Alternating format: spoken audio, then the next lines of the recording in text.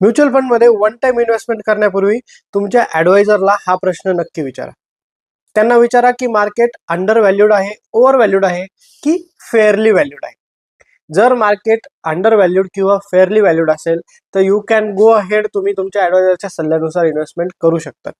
मात्र जर market over valued असेल तर अशा वेळी आपल्याला जास्तीत जास्त ॲलोकेशन इक्विटीकडे द्यायचं नाहीये.